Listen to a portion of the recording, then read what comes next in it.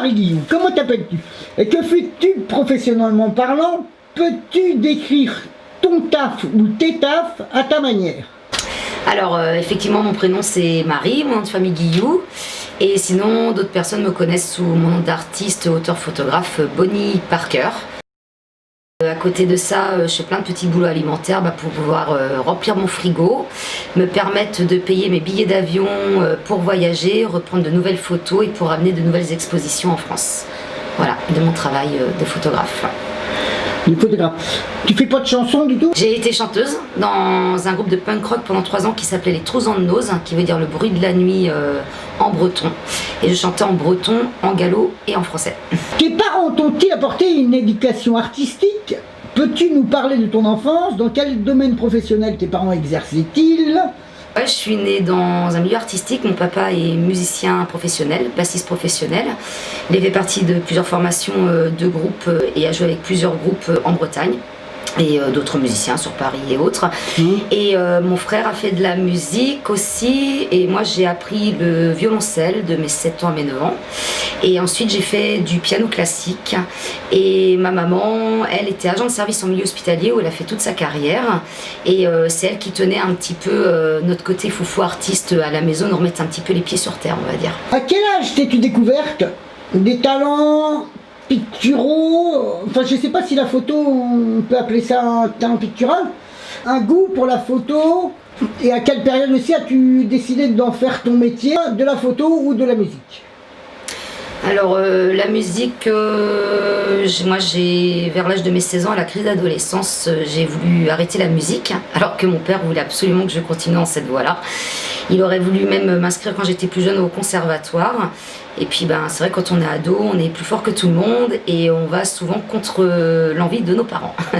Depuis toute petite, moi c'est vrai que j'ai toujours aimé regarder les paysages, les nuages, quand j'étais en voiture souvent. Je levais toujours la tête, je regardais toujours les nuages, je trouvais ça beau et j'avais toujours envie de les figer, tellement je trouvais ça magnifique. Et quand je partais en vacances avec mon papa, ma maman ou mes grands-parents, je demandais toujours à ma maman de m'acheter un appareil photo jetable. Donc j'avais déjà, je pense, un lien avec l'image. Pas du tout dans le dessin, parce que le dessin, je fais des gribouillis, je suis pas du tout... voilà. Et en fait, ce que j'aimais, c'est qu'après avoir pris mes photos, j'allais les emmener après mes vacances au labo photo qu'il y avait dans la galerie marchande de Carrefour à Fougères, parce que je suis native de Fougères, en Ille-et-Vilaine. Et j'attendais 2-3 jours avec impatience de pouvoir récupérer mes photos. Et souvent, les jetables, c'était soit en couleur ou soit en noir et blanc. Donc en fait, selon mon humeur, je prenais l'appareil photo qui me plaisait pour faire les photos que j'avais envie de faire petites. Et voilà. La musique, t'a-t-elle apporté de l'inspiration pour les années rock'n'roll and punk? Est-ce que la musique, en gros, t'a aidé dans la photo? Petite déjà, étant une fille de musicien, j'ai écouté beaucoup de musique avec mon papa, du jazz, entre autres Miles Davis ou autre. Beaucoup de musique classique aussi, et du côté de ma maman, j'écoutais vachement de disco, ou tout ce qui était Dalida, Claude François aussi, j'écoutais de la chanson française. Après, plus jeune ado, j'ai beaucoup aimé tout ce qui était la période rap française. Tout ce qui était IAM, NTM, Guerrier Psychopathe, Méridien Ouest et bien d'autres artistes. Ideal J aussi entre autres que j'aime toujours d'ailleurs. Sinon le rock'n'roll sur ma route par le biais des amis de mon père, j'ai commencé à rentrer dans le rock'n'roll à l'âge de vraiment 18 ans et j'ai commencé à traîner avec la famille de Beast Records en fait et d'autres artistes musiciens qui faisaient du bluegrass que j'aime beaucoup, country, rock et surtout moi j'aime la musique australienne, le rock'n'roll australien et le son mélancolique des instruments des musiciens australiens. Je sais pas si c'est très clair comment je l'ai dit. Donc, voilà. Et du coup par rapport à la photo, ce qui a été super, c'est que j'ai un ami qui s'appelle de son nom d'artiste Orville Brody, Fabrice Gélin, copain à moi aussi. Un copain à toi aussi, exactement, qui était musicien en France, qui était parti faire une tournée en Australie il y a quelques années de ça avec notre ami aussi Gilles Rio qu'on connaît.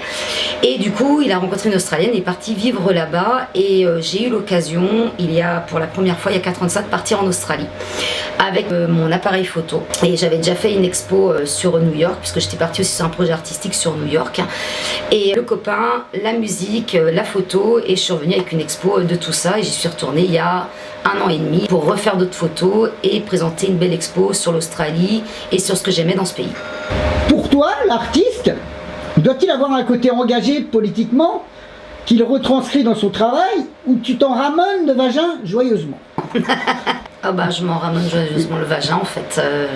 L'artiste, pour toi, l'artiste doit pas avoir du tout de côté engagé? Non, je dis pas ça, je dis que pour moi, pour ma part, j'ai pas du tout un côté engagé, je l'ai eu dans la musique. En fait, je pense qu'il faut vivre les choses telles qu'elles sont et je comprends qu'il y a des gens qui sont hyper engagés au niveau artistique, dans leur dessin, dans leur musique, dans leurs écritures, dans plein de choses.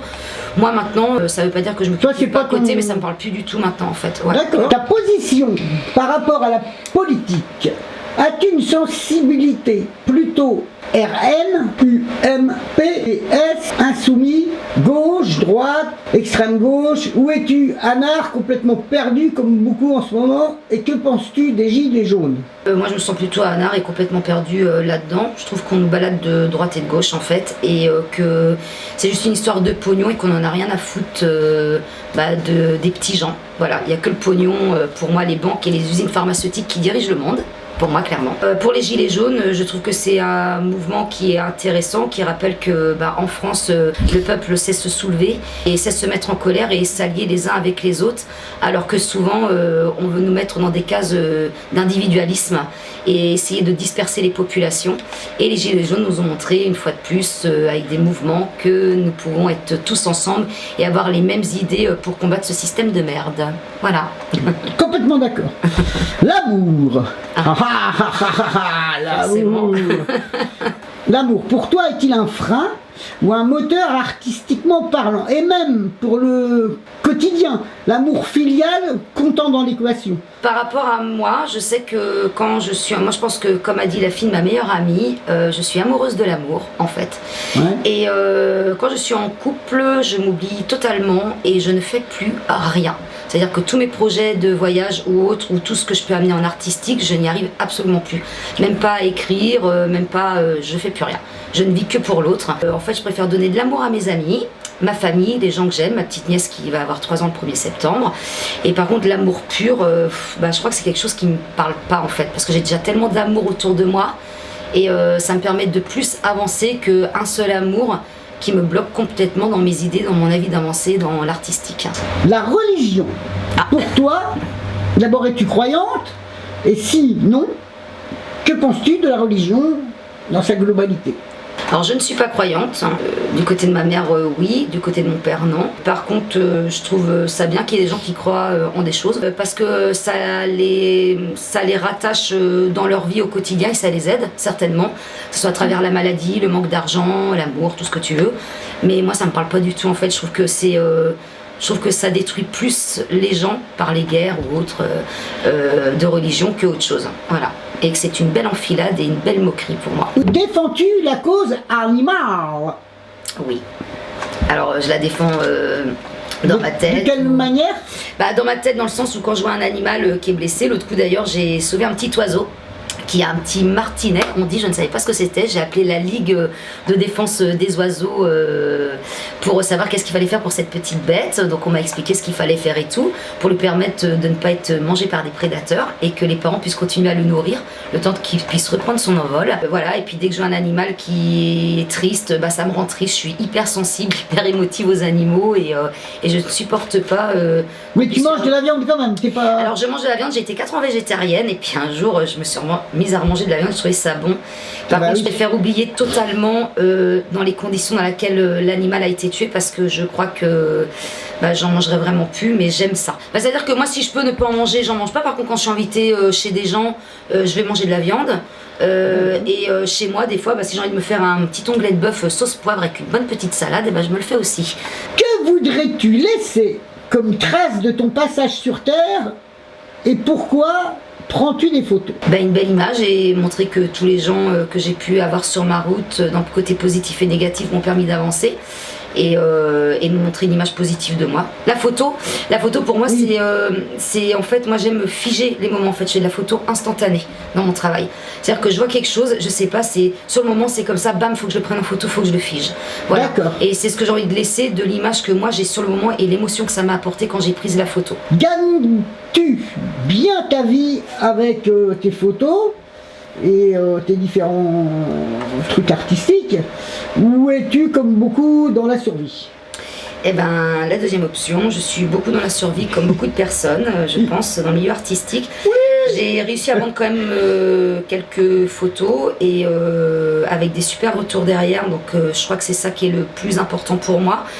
De me dire que je pourrais en vivre, c'est très difficile. Après, je fais comme tout le monde des boulots alimentaires, c'est-à-dire pour moi il n'y a pas de sous-métier, mais ça reste quand même des bons boulots de merde qui te niquent la santé, qui te niquent le moral, mais ça me permet de remplir mon frigo, de faire des voyages et de continuer à avancer dans ma page de vie artistique. Exactement, ouais. En tant que peintre, c'est super galère de vendre des tableaux et je me disais en tant que photographe, waouh. Ah bah c'est une catastrophe. Parce que tout le monde maintenant a un appareil quoi. Donc tout le monde peut se dire photographe et je me disais putain mais comment tu peux... Moi j'arriverais pas à vendre de photos. Après c'est un point de vue. Hein. Après je pense que moi le fait dans le milieu dans lequel j'ai grandi, j'ai quand même un, comment on dit entre guillemets, on appelle ça les carnets d'adresses. En gros, je connais beaucoup de gens dans différents milieux artistiques ou des gens qui travaillent comme des élus à la culture ou autres. Et du coup je suis quelqu'un qui va de l'avant, donc je vais par moi-même trouver mes lieux d'expo, tout ça. Ouais. Et puis j'y vais au culot quoi. Mais c'est du boulot, mais c'est du boulot que je fais toute seule parce que je pense qu'on est les mieux situés, enfin les personnes, il n'y a que nous qui puissions mieux vendre notre travail que quelqu'un d'autre je pense. Parce qu'on le dit avec nos tripes. J'ai essayé avec un agent artistique soi-disant il n'y a pas longtemps et j'ai vu que toute seule j'y arrivais mieux en fait. Parle-nous de ton actualité. Est-ce que tu as des expos en cours? Alors actuellement j'ai une exposition qui... Avec le Covid Alors pendant le Covid non, puis d'ailleurs j'étais en couple à ce moment-là, donc comme je disais quand je suis en couple je fais rien du tout. Bon. Et du coup sortie de cette séparation, effectivement j'ai retraîné un peu parce que j'habite à Vannes, donc j'ai traîné un peu dans les rues de Vannes, qui est une ville où il y a beaucoup de galeries, les gens sont très intéressés à l'art, à la photo et au street art. Et donc je suis allée dans un petit restaurant et là j'expose actuellement sur mes 20 photos sur l'Australie, 7 photos où je prends tout l'espace du bas du restaurant en fait, et mon expo est jusqu'au 17 août au restaurant Le Derrière à Vannes. Et un autre projet pour exposer dans un bar qui s'appelle Le Buveur de Lune. C'est deux frangines qui tiennent ça. Donc pour les actualités, il y en a à venir et on mettra les liens dans la description. Que penses-tu de la montée du complotisme via les réseaux comme la Terre plate, les reptiliens et autres conneries du genre? Qu'en penses-tu? Je pense qu'il faut arrêter de trouver la petite bête, en fait, chercher la petite bête tout le temps. Et je pense qu'il y a des choses scientifiques qui ont été posées et actées. Et que... Enfin, faut arrêter de se prendre la tête, en fait, quoi. Je trouve que les gens, ils se prennent le melon, ils arrêtent pas, on va leur donner vert, eux, ils vont te dire que c'est turquoise. On va dire que c'est du rouge, on va dire que c'est du violet, et ainsi de suite. Et ça commence un peu à me gonfler. Et le côté complotiste, oui, je pense qu'il y a des choses... On ne nous dit pas tout, mais par contre il y a d'autres choses, il y a des choses qui sont réelles et il faut arrêter de blablater et de dire que c'est faux. Et dans ces cas-là, ces gens qui nous amènent la science infuse, puisqu'ils ont l'air d'avoir la science infuse ces gens-là, et nous prouver par A plus B que ce qu'ils disent eux, c'est réellement vrai en fait. On est d'accord, c'est n'importe quoi. As-tu besoin de décompresser de toutes les conneries que la société de consommation nous inflige, à savoir la pub si tu la regardes encore, la société de consommation, les systèmes bancaires, tu parlais des cachetons, Big Pharma, tout ça. Moi je regarde plus la télé des années. Si tu as besoin de décompresser de toutes ces choses-là, de quelle manière tu décompresses? Yoga, sport ou gros speed vénère ou autre substance? Gros speed vénère, c'est-à-dire que je vais sortir. Gros speed vénère. Ah, gros speed vénère, donc gros speed vénère, je vais sortir et je suis pas du tout pour la télé. Le seul truc que je regarde c'est Culture Pub, parce que j'aime bien. Je trouve qu'il y a vraiment des bonnes barres de rire à se faire en regardant les spots publicitaires. Sinon, voilà, gros speed bananas, ça c'est clair. Et puis autre substance, oui, je pense comme beaucoup d'artistes, on a besoin des fois de s'aérer l'esprit de toutes les merdes qui nous polluent. Et je fais partie de ces personnes qui ont été amenées et qui amènent des fois encore à en prendre pour me libérer l'esprit. Mais voilà. Plus l'alcool et le vin rouge, parce que j'aime bien. C'est très bien. Ton avis sur la presse et les revues d'art en France, en lis-tu certaines de revues d'art? Non, je lis pas de revues d'art. Souvent, je trouve en plus, alors pas tous, mais les articles, je trouve ça chiant, ça m'ennuie à mourir. Par contre, j'ai plus m'intéresser d'artistes comme un ami qu'on a aussi en commun, comme Joe Pintomaya, où j'aime beaucoup ce qu'il fait, j'aime beaucoup sa façon de me parler de son travail, et je vais plus aller parler avec de l'artiste, de comment lui il voit son travail. Des fanzines aussi, certains fanzines, non? Non. D'art ou sur la photo, hein, pour ton cas. Sur la photo, non, pareil, je te dis, moi j'ai plus voir les artistes et parler avec eux de tout ça. Moi je suis pas. Je suis un peu feignante sur le sujet, on va dire. Qu'aimerais-tu que je te pose comme question que j'aurais oublié de te poser? Sur les super-héros, on n'en a pas parlé. J'adore les super-héros, tout ce qui est Wonder Woman, Batman, Superman. Et le fait que j'ai une petite nièce maintenant, dès que je pars à l'étranger, je lui trouve des pyjamas de super-héros, des tutus de Wonder Woman de super-héros ou des lunettes de super-héros. D'ailleurs, j'ai une collection de lunettes absolument formidable chez moi que j'ai oublié d'amener pour cette interview. J'ai été un petit peu sotte sur ce cas-là, mais... Et voilà, et vraiment super-héros, j'adore quoi. D'être dans une autre tenue et de partir pour aider son prochain, voilà. Ça, j'aime vraiment beaucoup. Puis j'adore leur déguisement en fait, je trouve que le stylisme est juste magnifique. Voilà. Comment les gens peuvent te contacter s'ils désirent acheter du Marie Bonnie Parker? Alors, si on veut me contacter, déjà pour voir mon travail, on peut aller sur ma page Instagram qui s'appelle Bonnie-par-cœur-81, le chiffre, puisque je suis née en 1981. Et ma boîte mail qui est bonnieparcœur81, le chiffre, gmail.com. Pareil, on mettra tout ça dans la description. Voilà. Et sinon, j'ai ma page like Facebook comme tout le monde. Es-tu une personne connectée aux réseaux sociaux ou même connectée à la Terre? Ouais, connecté à la mer, moi, c'est sûr, je fais du bateau, tout ça, machin, j'adore. Et connecté réseaux sociaux, oui, alors j'ai des phases où je vais être tout le temps dessus. Et d'autres phases où alors je peux être, on va dire, 5-6 heures sans toucher à mon téléphone. Mais sinon, la majorité du temps, c'est vrai que je suis quelqu'un qui est relativement connecté. Ouais, j'ai vu. Ouais. Ah bah oui. Donc je mens pas, tu vois. Ouais. Et moi pas du tout. Toi non, t'es très discret. Je suis connecté sur internet. Ah, tu es connecté sur YouTube, toi, je pense. Oui, voilà. On est d'accord. Quels sont les photographes, vivants ou morts, qui t'ont inspiré ou mis le cul par terre? Moi j'aime beaucoup le noir et blanc, alors ça va peut-être faire un cliché ce que je vais dire. C'est Doisneau. J'aime beaucoup Doisneau. Après, c'est pas en photo mais en peinture, parce que je suis allée au Salar d'Uyuni Sud Lipez en Amérique latine où Salvador Dali s'est inspiré de ses plus grands tableaux, l'arbre en pierre, tout ça, que j'ai eu l'occasion de prendre en photo. Et quand je vois ses peintures, je me dis que ça aurait pu être un putain de bon photographe aussi en fait, de comment il captait les endroits et les éléments. Et après, dans un de mes amis où j'aime vraiment son trait, sa personnalité des photos, j'en ai déjà parlé tout à l'heure, c'est Joe Pinto-Maya. J'aime vraiment beaucoup ce qu'il fait. Dans son traitement d'image, dans sa façon de ressortir les gens en portrait. Il m'a prise aussi en photo, j'étais modèle photo pour lui et modèle clip pour lui. Et j'aime vraiment ce qui ressort des gens en fait. Et, oui. Voilà. Et entre autres les photos des Kalachnikov, entre autres. Un autre artiste aussi que j'aime bien, actuel, qui s'appelle Éric Trehet, un mec de Rennes. Et j'aime beaucoup aussi sa façon de prendre les personnes en portrait. Et il fait aussi des photos de paysages que j'aime vraiment beaucoup. Voilà, en noir et blanc et en surexposition, et ça me plaît beaucoup. Et maintenant, le questionnaire de Proust. De Proust? Le Proust, oui, c'est le questionnaire de Proust. Mais que j'ai... T'as mis en prout quoi. Ouais, que j'ai remis à ma sauce. Le principal trait de ton caractère absent de ta personnalité? Le silence. Alors, impeccable. Le défaut que tu haïs chez un homme? Ses paroles là. Ah, oui, non. Ouais. Le défaut que tu haïs chez une femme? Sa fausse attitude, son attitude. Ce qui t'énerve le plus chez tes ennemis? Cette facilité de nous regarder, nous faire croire qu'ils nous aiment bien. Ta principale qualité? Ma franchise et ma joie de vivre, parce que je pense que c'est les deux. Voilà. Il n'y en a pas qu'une, il y en a deux pour moi. Ma franchise et ma joie de vivre. Ton occupation, ta pire occupation? L'ennui. L'ennui. C'est vraiment, on dit que l'ennui est bon, moi je trouve que l'ennui ne devrait pas exister. Quand on a des cerveaux qui sont toujours en activité et qu'au bout d'un moment on ne peut pas mettre en application ça.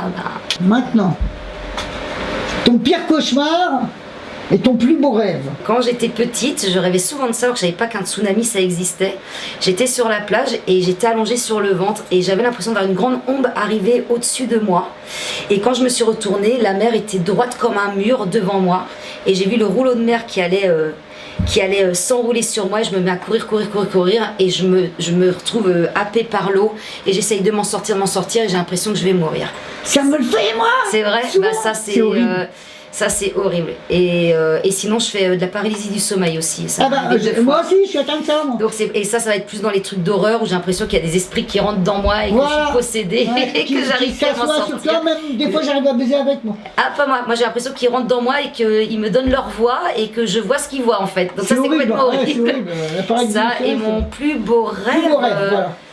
Je sais pas, mon plus beau rêve, je pense que c'est quand je suis dans une situation avec des gens, soit dans un acte sexuel, peut-être, parce que on a vraiment l'impression que c'est hyper réel, et on se réveille, on dit oh non mais c'était trop beau, pourquoi ça s'est arrêté, ou dans un lieu vraiment magique et paradisiaque, et de se dire waouh mais pourquoi je suis pas restée là-dedans, c'est là que j'ai envie de vivre en fait quoi. Voilà, je sais pas si c'est bien exprimé, mais c'est un peu comme ça que je vois les choses en fait, dans mes plus belles choses et mes plus pires choses de rêve. Quel serait ton plus grand bonheur? De continuer d'être entourée de toutes les personnes que j'aime et qu'elles continuent à m'aimer à la valeur et à la hauteur que je suis à leurs yeux. Voilà. Ce que tu voudrais surtout ne pas être? Quelqu'un de aigri et de faux cul. Le pays où tu adorerais vivre? Ah, j'en ai fait plusieurs parce que j'ai beaucoup voyagé avec la photo, du coup, parce que j'aime le voyage, et c'est l'Australie. Je suis tombée amoureuse de l'Australie. La couleur que tu détestes? On va dire le violet, je suis pas très fan de cette couleur. La fleur que tu détestes? Les roses, parce que tout le monde aime les roses. Mais c'est pas vrai, j'adore les roses aussi, mais non, je sais pas, je crois que j'ai pas Ah si, le chèvrefeuille, je trouve ça joli, mais au bout d'un moment, ça sent trop fort. Et ça m'agace. Voilà. Le chèvrefeuille. Ouais, mais j'aime bien après l'aspect, mais plus l'odeur, au bout d'un moment, ça pue, je trouve. Les poètes détestés? Moi-même, peut-être. T'es ton poète détesté? Ouais, enfin, on me dit que je suis poète dans ma façon d'écrire. Moi, je trouve que je suis plus mélancolique qu'autre chose, mais bon.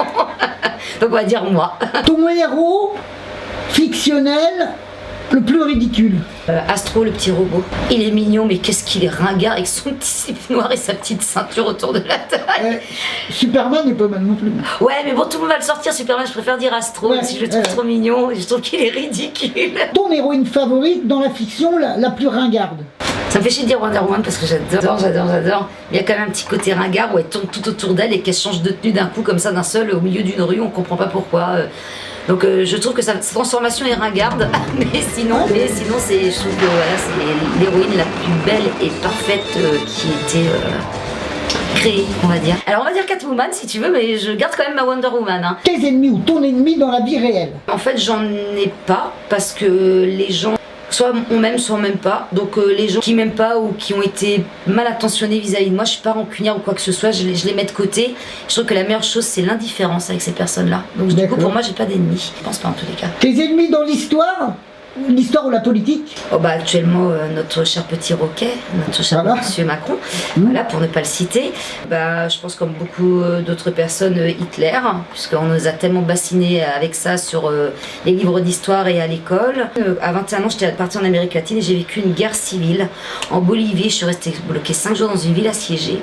Et je ne me rappelle plus du nom de ce putain d'enculé de président, mais voilà, ça a été très violent pour moi à 21 ans de voir des gens se faire buter devant moi et de failli perdre la vie. Donc, si tu retrouves le nom du mec, tu me diras. Je te le redirai, je retrouverai, c'était en début 2000, donc je te le retrouverai, je te le dirai, ouais, carrément. Ce que tu aimes par-dessus tout? Ma vie, je remercie mon père et ma mère de m'avoir, même avec mes hauts et mes bas de vie, de m'avoir mis sur terre. C'est ça que j'aime par-dessus tout, parce que j'ai fait plein de belles rencontres et que je me permets de me construire et de continuer à évoluer. Et j'aime les Kinder aussi. Personnage historique que tu aimes le plus? Enfin moi c'est par rapport à mon nom, Bonnie Parker. Et Clyde. Voilà. Pour moi c'est par rapport à mon artiste, si j'ai mis Bonnie, c'est par rapport à cette femme. Parce qu'elle a su aimer cet homme, comme on dit, à la vie, à la mort. Elle a peut-être fait du mal à des gens, mais voilà. Mais c'est fait du bien. Elle était juste, voilà, et elle s'est fait du bien à elle. Et je trouvais que c'était juste, son combat était juste. Alors, le fait militaire que tu haïs le plus? Il y en a tellement que je sais pas, du coup, là comme ça, je sais même pas ce que je pourrais te dire en fait. Tu dis rien sinon? Alors je dis. Tu dis je trouve pas, non? Je trouve pas, comme ça, là, d'un coup d'un seul, je trouve pas. Non. La réforme qui te dégoûte le plus? Pareil, vu que je m'intéresse pas à tous ces enculés, non, c'est la réforme du travail, la réforme de l'école, l'emploi, comme on est bien en train de nous la faire à l'envers, à nous les petits gens. Voilà. Le don de la nature que tu voudrais avoir? ce fameux don de la nature, ça serait voler, comme beaucoup d'êtres humains, je pense. Voilà. C'est une forme de liberté.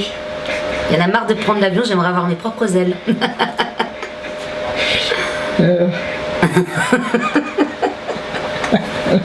Quel naturel. Oui, vous avez vu, la réponse a été tout à fait spontanée. Comment aimerais-tu mourir? Eh ben, j'aimerais mourir sans souffrance et j'aimerais mourir comme ma grand-mère maternelle qui a rigolé à une blague de mon grand-père et elle s'est assoupie dans son fauteuil où elle avait l'habitude de s'asseoir et elle est morte en riant. Et je trouve que c'est la plus belle mort. J'aimerais mourir comme ça. Vu que je rigole tout le temps, bah, j'aimerais mourir en rigolant en fait. Quoi.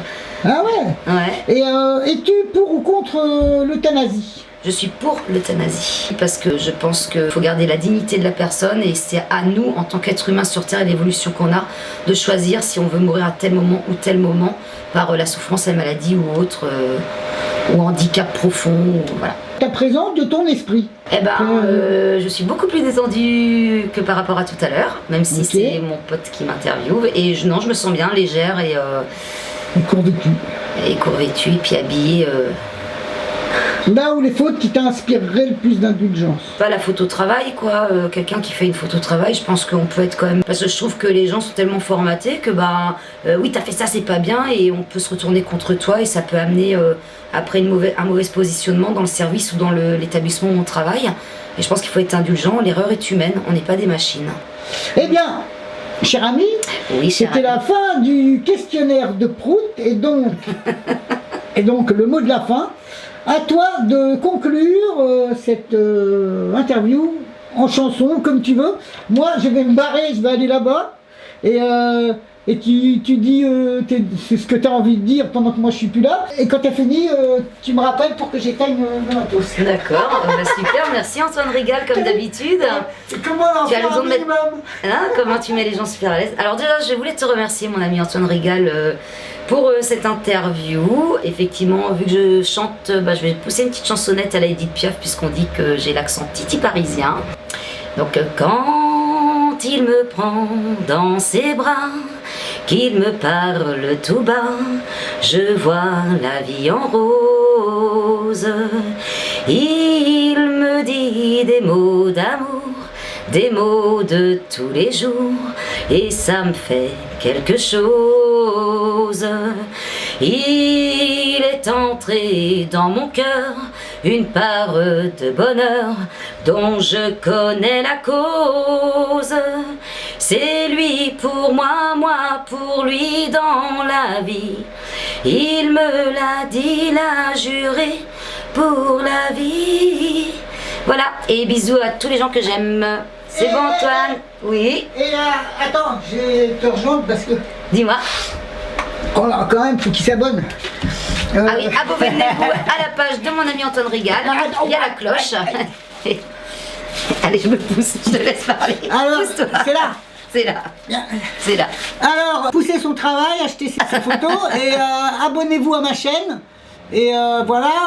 Faites sonner la petite cloche. Là, en ce moment, je bosse sur un dessin animé, c'est pas près d'être fait. C'est super long. Et je peux vous dire, elle en a vu des bouts. Et je ne dirai pas ce que c'est. Tu m'as fait promettre de ne pas le dire, donc je ne le dirai pas. Ouais, voilà, et alors, donc abonnez-vous, activez la cloche. Enfin, tous les trucs des autres qui disparaissent. Voilà, ciao, bye, oi, oi.